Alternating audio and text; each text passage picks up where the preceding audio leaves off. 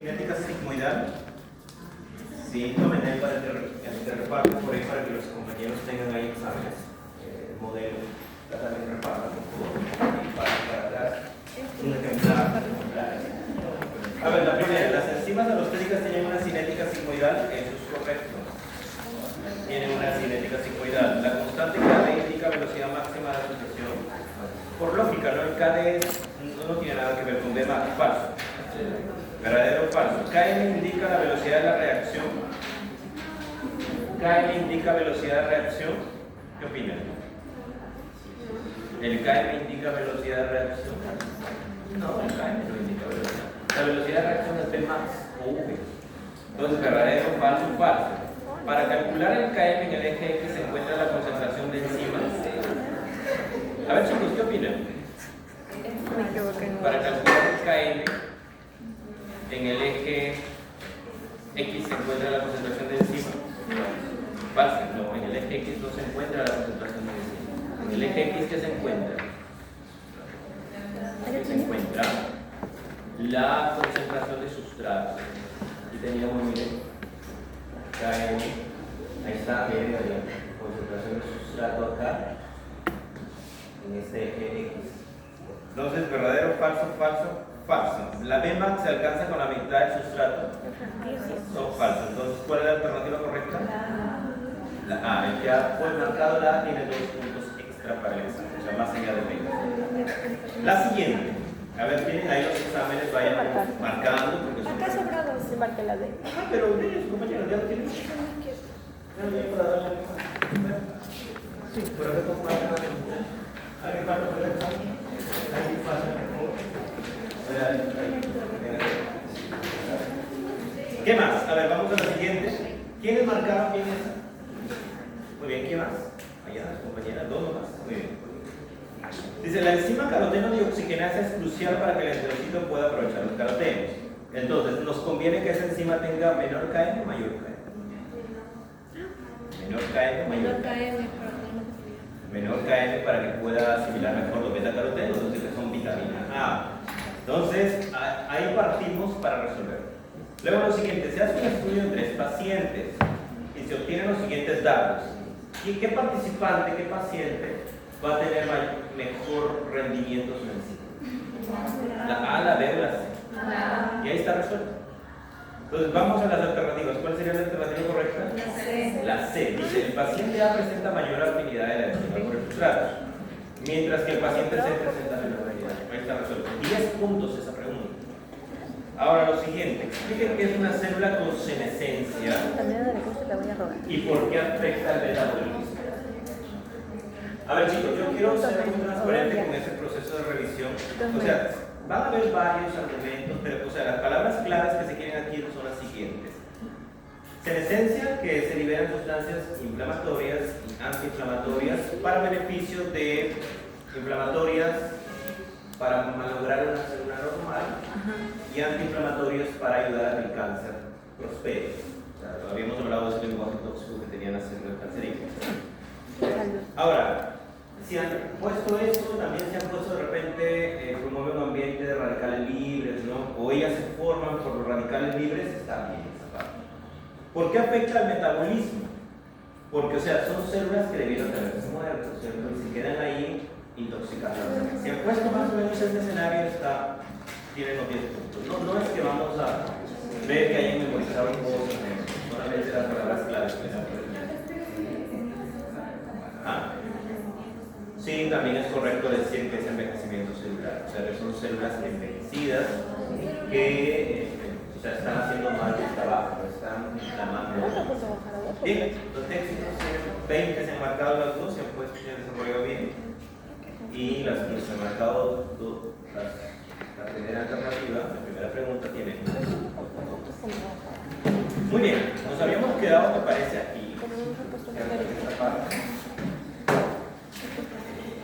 Las condiciones óptimas, ¿cierto? Muy bien, chicos, no sé qué preguntas del examen.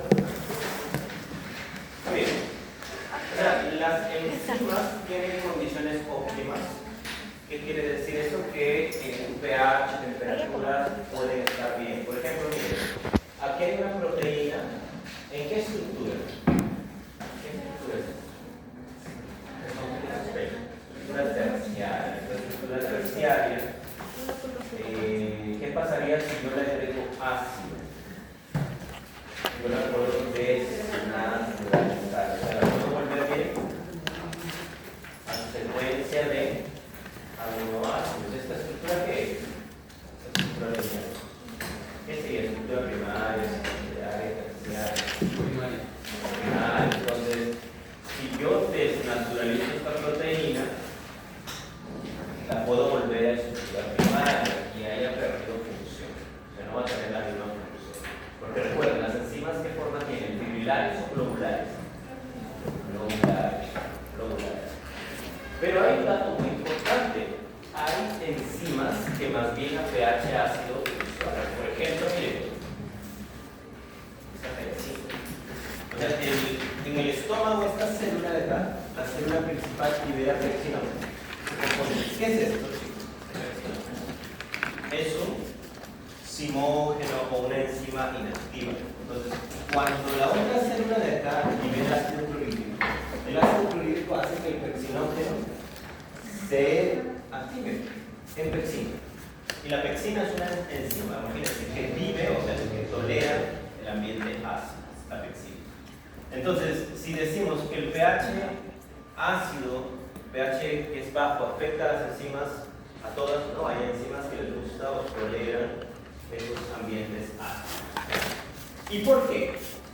¿Por qué creen? A ver, ¿quién me dice? Le damos un punto despacito. ¿Quién me dice por qué el pH algunas veces funciona bien y algunas veces mal? Porque la carga de los aminoácidos sueltos afectan el sitio activo de los aminoácidos. Ya, muy bien. Profesor, ¿o quizá puede ser que esas enzimas están en el estómago, que tienen pH ácido? Tienen pH ácido, pero bioquímicamente, ¿por qué, digamos, ellas pueden tolerar ese ácido? Por una razón, porque estas enzimas tienen aminoácidos que son cargados. Entonces, al tener protones, estos hidrogeniones hacen que la carga se mantenga, esa carga. Entonces, ¿qué pasa, por ejemplo, con una proteína de cerebro? En el cerebro no hay acidez. Entonces, si yo le pongo ácido con una dieta ácida, puedo hacer que esas enzimas se les altere su centro activo. ¿Sí? Por un tema de cargas, eso básicamente. La temperatura que va a provocar las enzimas también desnaturalización. Justamente por eso, cuando hay dietas con proteínas, se recomienda la cocción. ¿No? Una lechuga, usted la come por su proteína, entonces necesita cocinarla, hervirla. No, un pescado, usted lo come por su proteína, ¿cierto? Entonces, por eso es que se somete a cocción. Los huevos son recomendables comer crudos. No, o sea, por su proteína y no tenemos que someterlos a cocción. La carne, ¿puede consumir la cruda? No, pues por su proteína tengo que someterla a cocción. Muy bien. Entonces, ahí tenemos eso. Profesor, Dígame. ¿y qué efecto tiene que a aquellas personas que les gusta consumir carne o término medio, básicamente crudo? Lo que pasa es que la carne en término medio, según estudios, algunas veces se indica que de hecho se puede absorber mejor, se puede asimilar mejor. ¿Por qué no se recomienda muy cocido? También porque muy cocido se forman compuestos adversos. Entonces, por eso el término medio que usted menciona, que es medio crudo, ese que es medio rojito, el término medio. ¿Esto es correcto o no? A ver, vamos a ver, a veces me estoy confundiendo el término medio. ¿Cuál es el que me está preguntando? ¿El más rojo, el más crudo o el más cocido? ¿Cuál me está preguntando? Que no sé mucho de carne, ¿no? Como los Solo dos. voy bien cocido. Los dos. El primero y el segundo. Ya, lo que pasa es que algunos indican de que aquí, por aquí es lo más favorable consumir. ¿Por qué? Porque no se han deteriorado los componentes por la cocción. Entonces, mientras más cocido está, puede someterse a quemarse. Entonces se forman compuestos adversos. Pero lo cierto es de que hay que tener un balance, porque, o sea, yendo más a este lado, se presta para contaminación, se presta para adquirir bacterias. Entonces, mi sugerencia sería de que se dé por eso, de aquí. ¿Para qué? Para que la proteína se desnaturalice más rápido. ¿Y saben por qué estimada la carne se recomienda cocinar más que el pescado? Porque la carne tiene proteínas que son muy difíciles de digerir. Entonces, cuando las consumimos, no se digieren rápido. Y estando cocidas, imagínense estar muy en este espectro crudo, no va a ser más fácil asimilar. Entonces, es un tema de balance y de cuidados en ese sistema. En proteína vamos a hablar un poco de los estudios al respecto. Gracias. Muy bien. ¿Qué más tenemos por acá? Miren, acá les he hecho un resumen de los cofactores. ¿Qué es un cofactor por definición? A ver, ¿quién me dice? Un cofactor. Lo que va a activar una enzima inactiva. Una enzima inactiva, muy bien. ¿Qué más? Otra definición por ahí de cofactores, ¿qué sería? Son moléculas que no son de naturaleza proteica generalmente. No son de naturaleza proteica y son necesarias para que la enzima pueda llevar a cabo una catálisis. ¿Qué es catálisis? ¿Qué es catálisis? Degradación. ¿Qué es catálisis? Acelerar la reacción química. Y aquí, estos datos sí al revés y al derecho, porque si ustedes ven en los bancos de preguntas, hay a veces una alternativa de estas cosas, cofactores. A ver, déjenme explicar. Cuando decimos cofactores, nos referimos a dos tipos de cofactores: los orgánicos y los inorgánicos. ¿Cuál es la diferencia entre cofactores orgánicos e inorgánicos? Que uno tiene carbono y el otro no. ¿Qué otro es una molécula esa de carbono y el otro no? El otro, mire, son minerales. Entonces, pero me han dicho a mí que las coenzimas o factores orgánicos son vitaminas. No es del todo cierto. Lo cierto es de que algunas vitaminas directamente son coenzimas y cofactores. Miren, por ejemplo, la biotina, directamente ella es un cofactor orgánico. Después, los demás, miren, los demás, ¿qué está pasando con los demás? Derivan de vitaminas, miren, por ejemplo, piridoxal fosfato, ¿de dónde deriva? El ascorbato, ¿de dónde deriva? Ácido ascórbico. ¿Dónde viene el ácido ascórbico? Es vitamina C. ¿De dónde viene? De los cítricos, ¿cierto? Los alimentos como pimientos, papaya. El NAT, estos. ¿Ven? ¿De dónde derivan? Niacina B3. FAT. ¿De dónde deriva? B2. Pirifosfato de tiamina. ¿De dónde deriva? De tiamina B1. La coenzima A, ¿de dónde deriva? De la B5 o ácido pantoténico, o también biológicamente se le llama pantetonato. ¿No se llama pantetonato o ácido pantoténico? Lo que pasa es que usted en el cuerpo humano van a encontrar estas formas átomos. No, por eso no se vaya a confundir, o sea, ácido pantoténico o pantetonato. ¿Cuál es la más prevalente en un cuerpo humano por el pH? Pantetonato. ¿Qué más? El tetrahidrofolato, ¿de dónde deriva? Folato. De ácido fólico, y el ácido fólico, ¿de dónde puede derivar? Folato. O sea, al consumir yo alimentos de hoja verde, adquiero estos. Y estos se convierten en ácido fólico y luego tetrahidrofolato. Al consumir suplementos de vitamina B9, ¿qué estoy consumiendo? Esto, directamente. La B12, miren. La B12, ¿de dónde deriva, por ejemplo? De la hidrocobalamina o hidroxicobalamina. ¿Sí? El hemo, ¿de dónde deriva el hemo? ¿Miren cuál? El lipoato. ¿Qué habíamos dicho? El lipoato era un lípido que el cuerpo puede sintetizar. También se puede adquirir de la dieta, o sea, él directamente es un cofactor orgánico. Entonces, cuando hablamos de un individuo con desnutrición, ¿cuáles serían las consecuencias? Que todo su metabolismo se ve alterado. ¿Por qué? Porque estamos teniendo deficiencia de vitaminas que son importantes para la utilización de cofactores. ¿Y los cofactores qué son? Ayudantes de enzimas. Y si las enzimas no funcionan, todo el metabolismo se perturba. Tengan en cuenta sus mensajes. El magnesol, ¿cuál es la justificación del magnesol? Preguntar por acá.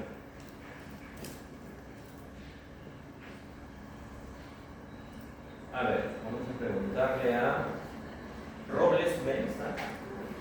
Mel, ¿por qué cree que esa industria del magnesol ha aumentado? O sea, ¿cómo se justifica el uso del magnesol? Tengo entendido que es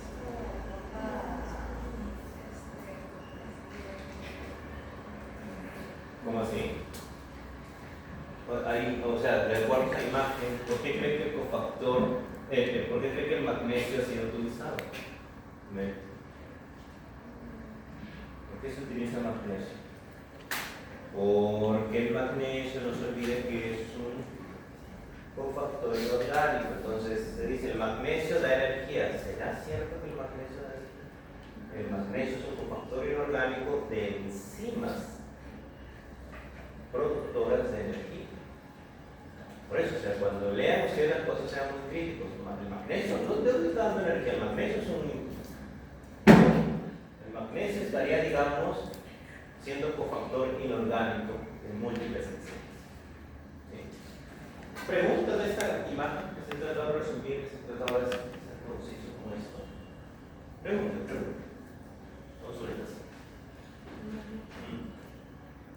A ver, pregunta, estimada.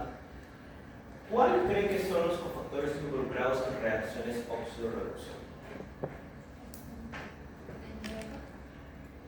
Ya, muy bien, el hierro, ¿cómo debe ser? Acá. El hierro, de hecho, el hierro es parte del hemo también. Ya, pero ¿cuáles son, adicionalmente del hierro, los cofactores que estarían participando en reacciones óxido-reducción? Estos chicos. ¿Recuerdan? NADH, unidad de pH. FAT. Ellos tienen formas reducidas. ¿Qué quiere decir formas reducidas? ¿Que han recibido? Electrones. O sea, estos compañeros de acá, NAD, NADP, FAT, son cofactores orgánicos que ayudan a las reacciones óxido-reducción. ¿Sí? ¿Quién sabe cuál es el cofactor que ayuda al metabolismo de aminoácidos? ¿Cuál es el cofactor que ayuda al metabolismo de aminoácidos? A ver, ¿quién me dice de todos esos? ¿Cuál es el cofactor que ayuda al metabolismo de aminoácidos? A ver, vamos por ahí. B6 es un cofactor que ayuda al metabolismo de aminoácidos. ¿Cómo se da cuenta su compañera? Porque de repente ha chequeado por acá. Eso está más adelante, ¿cómo está? ¿Dónde lo viste eso? Más adelante. No está acá. En la B6 ayuda a formar piridoxalfosfato. Y el piridoxalfosfato es un cofactor ¿de qué? De enzimas del metabolismo de aminoácidos. Muy bien, por eso ustedes a veces han escuchado de complejo B. Ahí están, miren, las vitaminas B están ayudando al metabolismo. A veces la persona dice, estoy cansado, me falta energía, vamos a consumir complejo B para que nos dé energía. Es incorrecto, las vitaminas B nos dan energía, ellas sirven como precursores de cofactores, de enzimas, cofactores de enzimas del metabolismo energético, metabolismo de aminoácidos y todo. Por eso, complejo B tiene todo el repertorio de enzimas B. Pero a ver, nutricionalmente, quiero enfatizar algo. Un individuo que consume exceso de esta vitamina, de B12, puede comenzar en su sudor a liberar B12. Y eso puede exacerbar o empeorar contextos como acné, porque la B12 es un componente que le gusta a las bacterias de la piel. Entonces, si alguien está en contextos de inflamación, en enfermedades, por así decirlo, de la piel, esta B12 se puede emitir por el sudor y las bacterias están contentas y comienzan. Por eso crecen. ¿Qué profesor es por un exceso? Sí, por exceso. Porque como es hidrosoluble, se liberan en Porque en mi las... caso a mí la dermatóloga me prohibió consumir complejo B, pero yo tuve una lesión en la rodilla y el traumatólogo me recomendó tomar, tomé Y 3 ahora- días y recaí. Y ahí la doctora le dijo que no. Me dijo que no, que eso O sea, uno podía- decía que sí y el otro no. Sí. Bueno, es que el traumatólogo le recomendó B12 por la regeneración. La B12 es crucial para la regeneración, aparte de eso. Pero por el otro lado, el incrementar puede hacer que se pierda por la piel, por sudor, porque es hidrosoluble, se pierden los fluidos.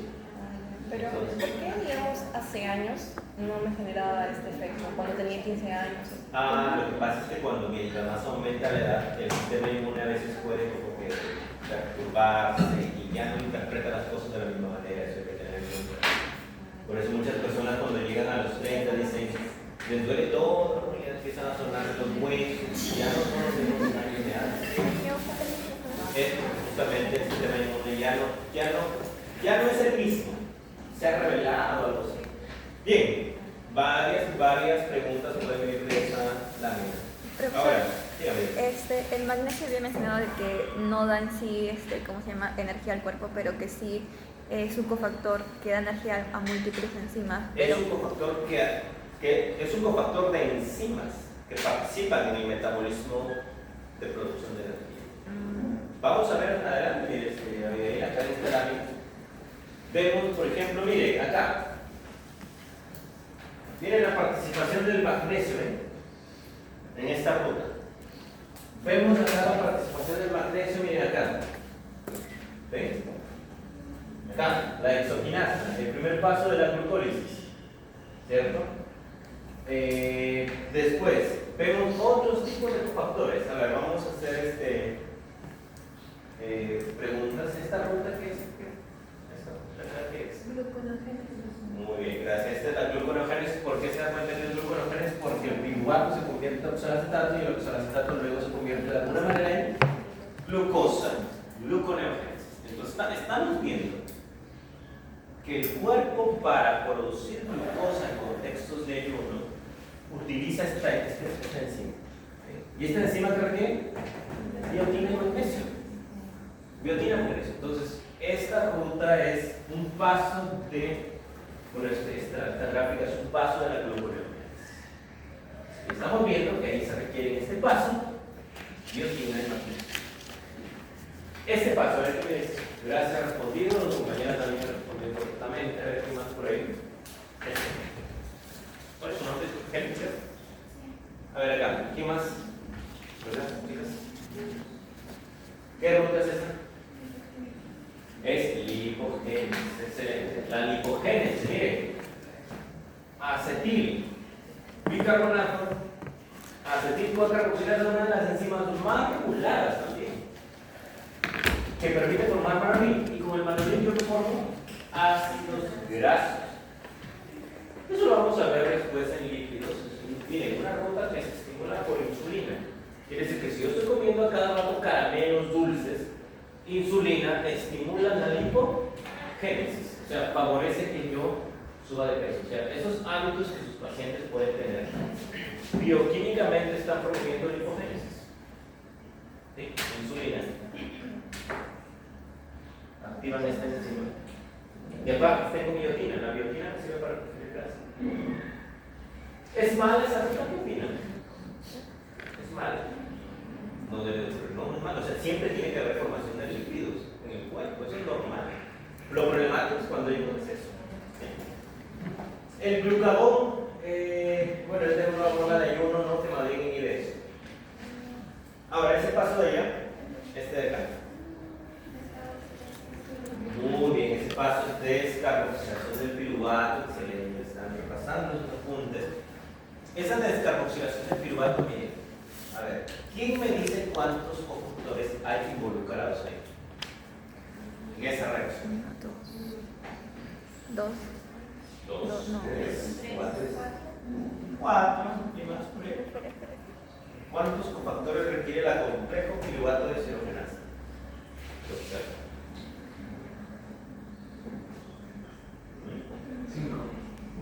5. Muy bien. ¿Quién dijo 5? ¿Por qué 5? Miren, TPP deriva de dónde? De 6. No. A ver, está en PPT. Es un lipoato que lo forma el cuerpo y la elimina en la dieta. FAT es FAT. No De es la B2. un insulto en inglés, ¿no? Es un secal. Es FAT. ¿No? FAT, ¿de dónde deriva? De la B2. B2. Explicó. ¿De dónde deriva tu A? Sí, ¿de dónde deriva tu A? ¿De dónde deriva de qué vitamina? B5.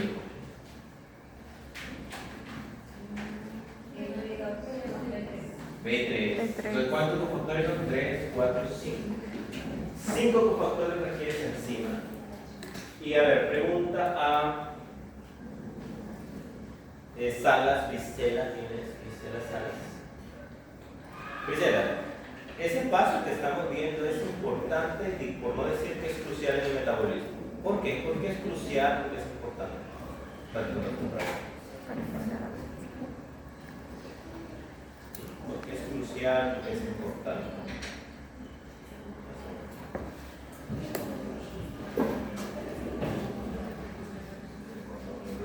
A ver acá. ¿Por qué ese paso es crucial, porque es importante? A ver, vamos a preguntar a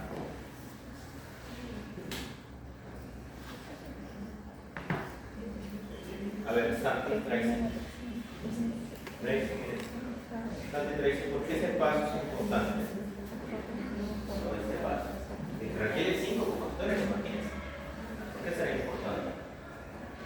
En el metabolismo.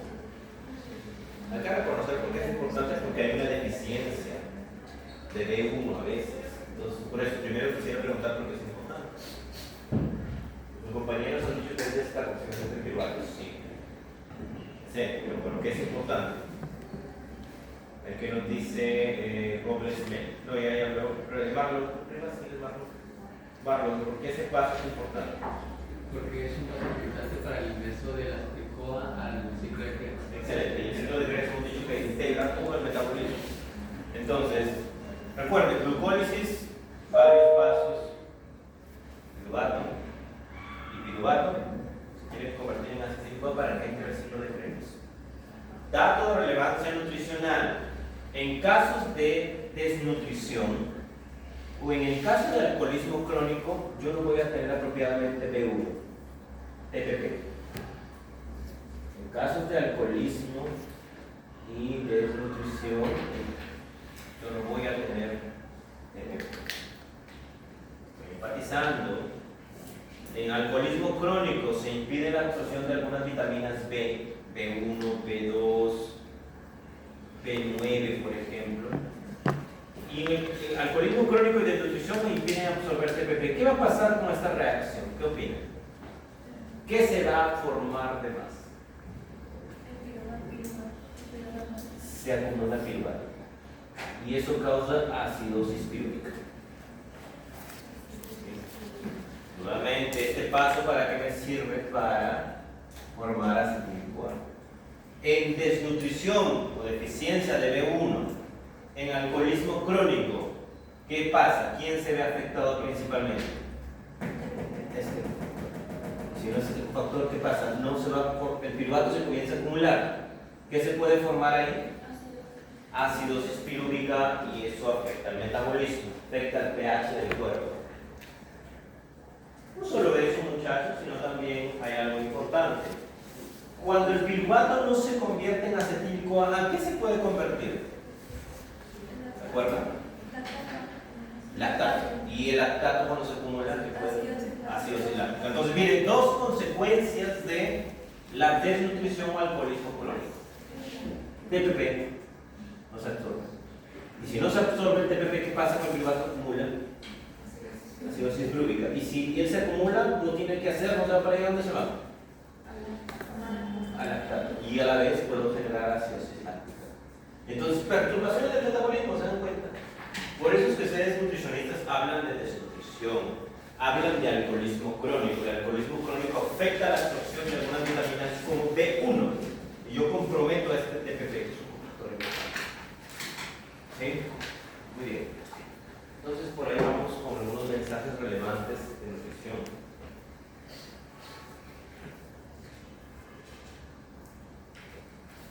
Muy bien, preguntas.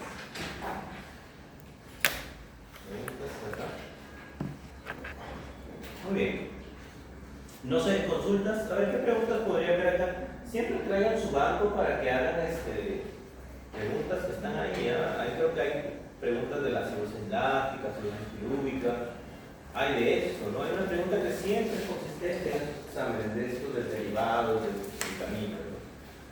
Traten de chequear. Ya les he pasado esos insumos.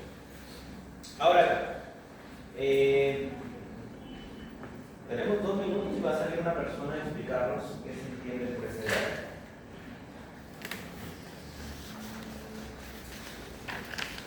Ahí tienen por qué la vitamina B12 es necesaria. ¿Qué pasa con un individuo que se somete a dietas estrictas en plantas por mucho tiempo? Ahí podemos ver las consecuencias en el bioquímico. Y por eso ustedes recomiendan suplementación. Pero ahí les he puesto 3 mecanismos principales de la B12.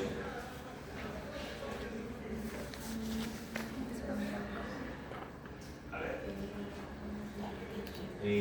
Términos claves ahí que queremos saber sobre la homocysteína, por qué es buena, por qué es mala. Otra cosa, neuropatía. No es amar que no hay como estilismo. Pero a ver. Vamos a comenzar, chicos. Ahí estamos todos. Entonces, estrella, a ver desde su lado, Bosco. ¿Qué cree que nos muestra esta gráfica? Bosco, ¿qué cree que nos muestra esta gráfica?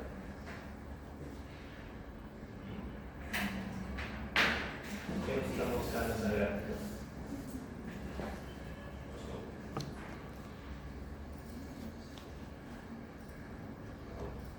Por acá, Morales también, aquí en Morales.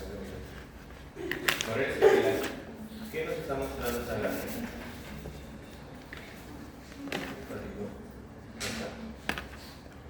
¿Qué nos está mostrando ese dibujo?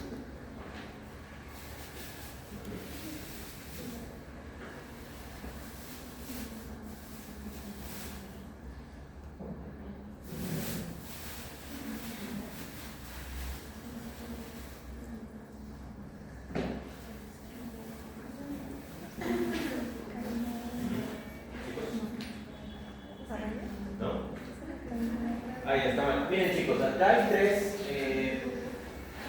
mecanismos bioquímicos de por qué la B12 ayuda al metabolismo. 3. Y bueno, el título dice, ¿no? Vitamina B12 con cofactor de qué enzima. Esta enzima, esta y esta. Por eso están resaltadas. Ahora, hay que justificar, o sea, por qué esas enzimas son importantes, porque esos mecanismos son cruciales. Primero, la B12 ¿a qué está ayudando? Síntesis de ADN, o sea, los ribonucleótidos se convierten en desoxirribonucleótidos, que son las letras del ADN. O sea, la B12 sirve para el crecimiento celular, o sea, es importante para el desarrollo neuronal. ¿Se imagina que un individuo que es niñito nos sometamos a la producción de B12? La B12 únicamente está en alimentos de origen animal, incluyendo lácteos. Entonces una persona por ahí en un congreso declaró un tema muy grave, ¿no? Que el chiquito estaba experimentando con su chiquito no dándole ningún alimento de origen animal. O sea, dieta vegana. Entonces, estaba haciendo experimentos con su propio hijo, o sea, no dándole B12. Imagínense, había que hacer ahí pruebas cognitivas para ver si es que ha habido algún declive. Porque la B12 es importante para las letras del ADN y las letras del ADN para que sirven para el crecimiento.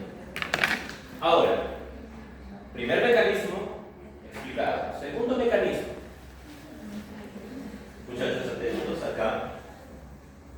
Segundo mecanismo explicado. Acá tenemos nosotros la homocisteína. La homocisteína es un componente que se forma a partir del metabolismo de varias sustancias. Es un componente que cuando aumenta es un indicador de riesgo de problemas cardiovasculares. Cuando un individuo tiene un exceso de esto, eso podría dar indicio de que el individuo está con más riesgo de enfermedad cardíaca, enfermedad cardiovascular. O sea, es un biomarcador negativo. Es un biomarcador que no nos conviene tenerlo elevado. ¿Pero por qué normalmente no lo tenemos elevado? ¿Gracias a quién? La B12 que es cofactor de la metionina. ¿Y esta enzima qué hace? Convierte a este biomarcador negativo en qué? ¿Y la metionina qué es? Un aminoácido que va a servir para dos cosas. Ser parte de proteínas y va a servir para este componente. Ese adenosilmetionina. ¿Sí? Este es adenosilmetionina. A ver, póngale un asterisco porque van a investigar que este componente cada vez es más relevante en nutrición por dos cosas. Sirve para la metilación del ADN y es importante para fabricar esa creatina. Este componente. Esa adenosilmetionina para dos cosas.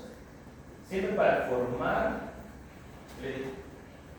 creatina y para la metilación del ADN. Este componente. Ese adenosilmetionina.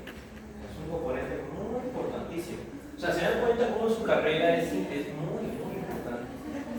¿Sí? Metilación del ADN, muy bien. Acá tenemos el ADN, ¿cierto?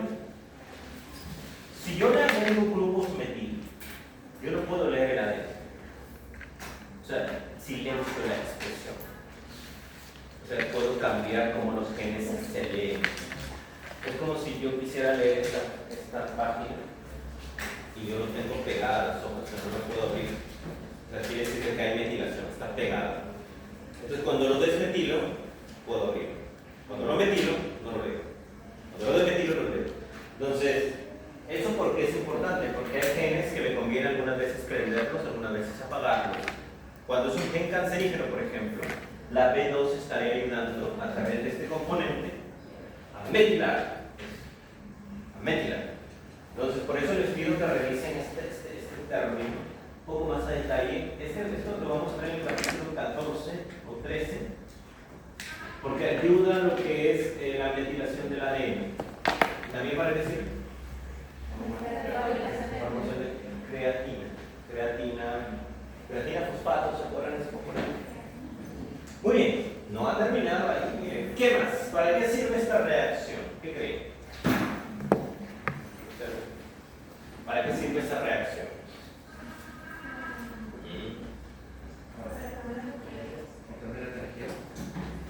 Para mantener energía. ¿La tercera? No, dice. Pensé que estaba hablando de la tercera. No, aquí hay varios mecanismos en uno solo. ¿Vamos? Primero, reducir la homocisteína. Segundo, producir metionina. La metionina sirve para proteínas. ¿Y la metionina para qué sirve? Para formar que me sirve para formar creatina y metilar el ADN. Pero hay otra función ahí de esa enzima. Sí, formar nucleótidos, o sea, permite la activación de la B9. ¿Ven la B9 acá?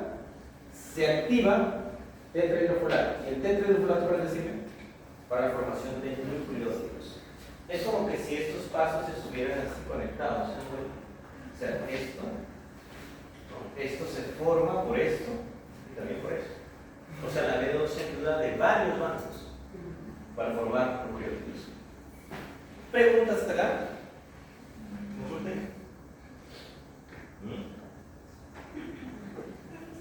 ¿Sí? El ciclo de la metionina es este. La metionina se usa, la metionina se transforma. La metionina se degrada, después se convierte de alguna manera en homocisteína por acá y luego sigue así. Es un ciclo más complejo. Muy bien. Ahora, ¿por qué la persona puede tener adormecimiento de sus manos, ¿no? O sea, se le hormiguea, o en algunos casos deterioro cognitivo. Acá hablamos de una neuropatía periférica. Miren lo que pasa. O sea, normalmente cuando metabolizamos estos componentes, ¿qué se forma? Y ese metilmalonil, ¿cómo nos deshacemos de él? ¿Lo convertimos a? ¿Y para qué sirve este componente? ¿A dónde va a entrar eso? Ciclo de Krebs. Entonces, esta reacción del ciclo de Krebs, ¿qué sería? Anaprelótico y cataprelótico. Anaprelótico. Se está incorporando un componente al ciclo de Krebs. Y ahí esta reacción tiene como factor a quién? La B2. Muy bien. Pero, ¿qué creen que va a pasar con un individuo que es vegano estricto por mucho tiempo? No tiene ingreso de B12. Se comienza a acumular metilmalonil, ¿y a dónde se convierte? ¿A qué se convierte? Y el ácido metilmalónico es responsable de neuropatía periférica. A nivel periférico, pero a nivel del sistema nervioso central afecta la integridad de los nervios, de las neuronas. Por eso es que la B12, la deficiencia de B12 se asocia con deterioro cognitivo, problemas de aprendizaje, problemas de memoria. ¿Se dan cuenta de la importancia? Entonces, ahí les he representado 3 mecanismos bioquímicos de por qué la B12 es necesaria. Entonces, a repasarlos. Preguntas, consultas. ¿No? Muy bien.